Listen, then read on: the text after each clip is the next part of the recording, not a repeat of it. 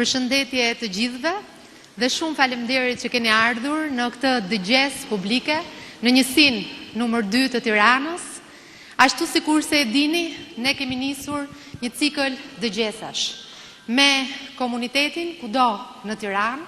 për të diskutuar për hallet, për shqetësimet, për sfidat e të sotmes, por dhe ato që do të ndodhë në Tiranën e nesërmes. Sepse ne jo vetëm që çdo ditë punës sonë kemi të lidhur me njerëzit, për t'i përmbajtur të gjitha ato zotime dhe angazhimet tona, por sepse sot më shumë se kur ka nevojë që ne të diskutojmë për ato cilat lidhen direkt me të ardhmen e çdo fëmije, e çdo banori, e çdo familje për Tiranën, por edhe për Shqipërinë. Dhe buxheti që diskutojmë i vitit të ardhshëm dhe që do ta ndajmë këtu së bashku, qoftë ai i qeverisë edhe ai i bashkisë, ka në fokus mirëqenien e njerëzve, mirëqenien për çdo familje, mbështetjen për ata më shumë në nevojë. Dhe mbi të gjitha është ky buxhet i cili i përmbahet angazhimeve të programit qeverisës Partisë Socialiste në të gjitha ato komponent të buxhetit që ne do t'i prezantojmë përpara jush. Kryefjala e këtij buxheti 2026 është pensionet. Mbështetja për pensionistët përmes një mbështetje direkte të njëtrajtshme që fillon nga janari dhe nuk ndalet deri në përfundim të mandatit për të mundësuar rritjen e pensioneve, duke vënë në dispozicion në këto 4 vite 1.7 miliard euro. Ndërkohë që rritja e pagave do të vijojë, jo vetëm përmes indeksimit, por edhe përmes rritjes konsekutive të pagës minimale e gjithashtu mbështetjes me pagë për ata të cilët janë profesionistët tanë, mësuesit, infermierët, mjekët dhe gjithashtu dhe administrata publike në funksion të një qëllimit vetëm, më shumë shërbime për njerëzit, më shumë shërbime cilësore për qytetarët dhe më shumë investime në funksion të familjeve në të gjithë vendin. E sigurisht këtu në njësinë 2, njësi e cila ka qenë përfituese investimeve të mëdha të qeverisë, por edhe të bashkisë, ne kemi shumë për të ndarë së bashku. Për ato që kemi bërë patjetër, por edhe për ato që ne do të bëjmë në të ardhmen, 2026 në vim. Dhe ndërsa të gjithë prioritetet e bashkisë do t'i shpjegoj Anuela pak më pas, unë dua të ndalem tek ajo që është edhe puna jone përbashkët që vjen edhe si kërkesë juaja, e që lidhet patjetër me angazhimin ton për t'u përballur sfidave të një qyteti që rritet,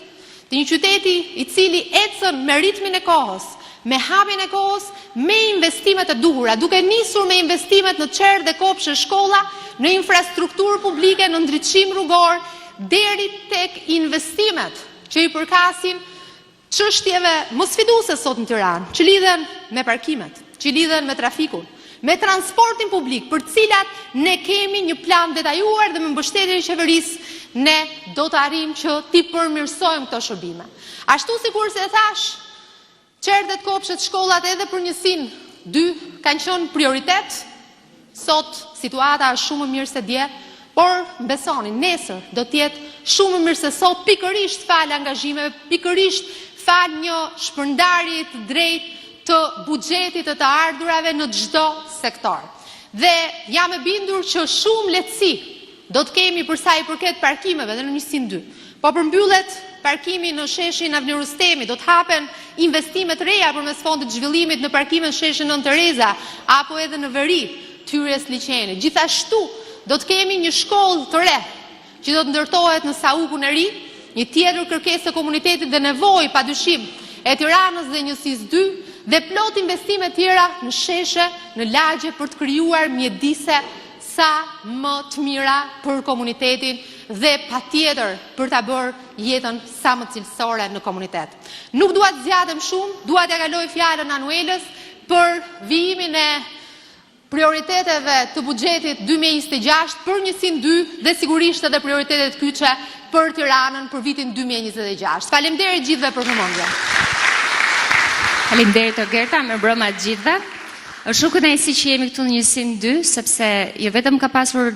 zhvillime shumë të mëdha gjatë gjithë këtyre viteve, sidomos nëpër shkolla, dua të përmend këtu shkollat e reja, jo vetëm shkollat që janë ndërtuar ishtazi si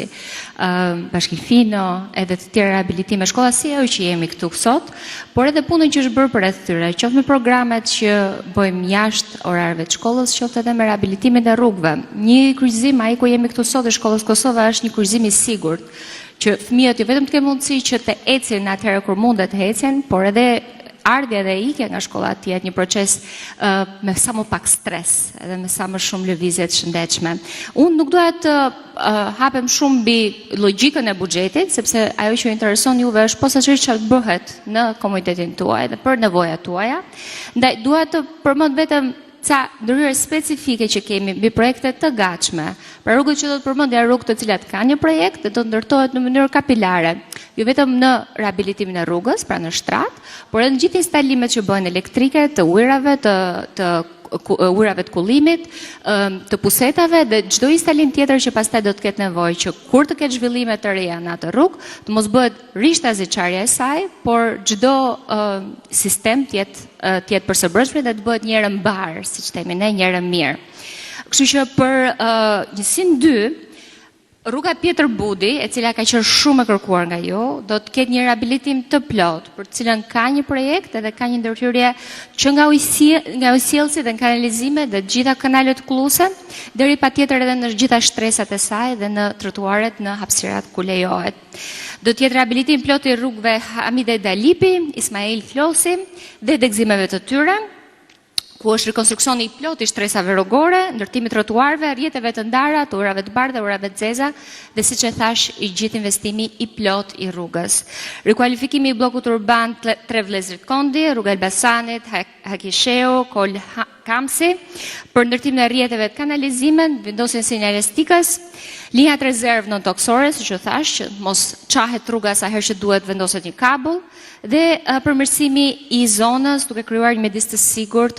dhe kalime të sigurta për këmbësorët.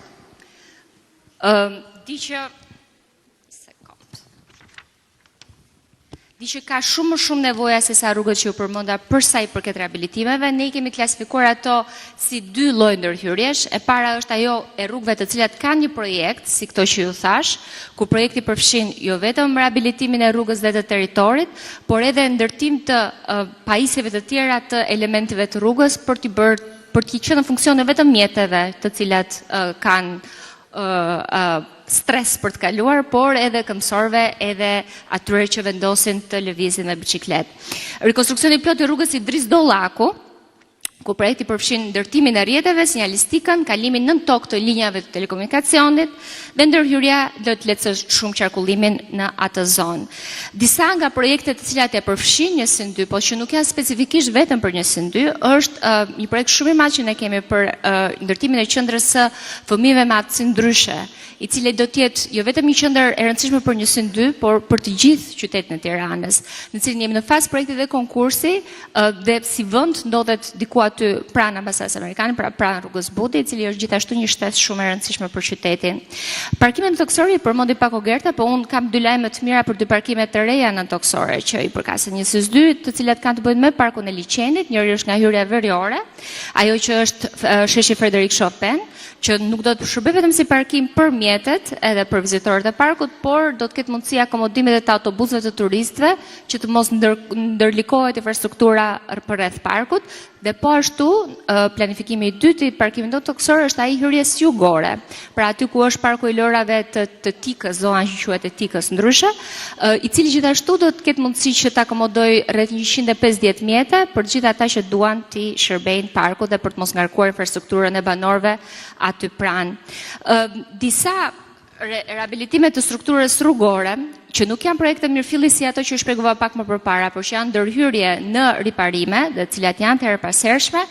janë ato të disa prej rrugëve Fuat Optani, Kadri Roshi, Demir Zyko, dhe të tjera ku ndërtohet trotuari në hapësirat ku e lejon dhe që ka kalime posaçërisht për këmbësorët, jo vetëm për mjetet. një rikualifikim bloku I cili ka qenë shumë I kërkuar dhe prej shumë vitesh ka qarkulluar nga një buxhet në tjetër, ndërsa ka pasur një projekt specifik, është ai I bllokut me Algrameno, Todi Shkurti dhe Zonja Cure, I cili jo vetëm përmirëson infrastrukturën, po ka dhe ndriçim të mirë dhe shfrytëzim të mirë të hapësirave publike për të cilat jemi fokusuar kaq shumë.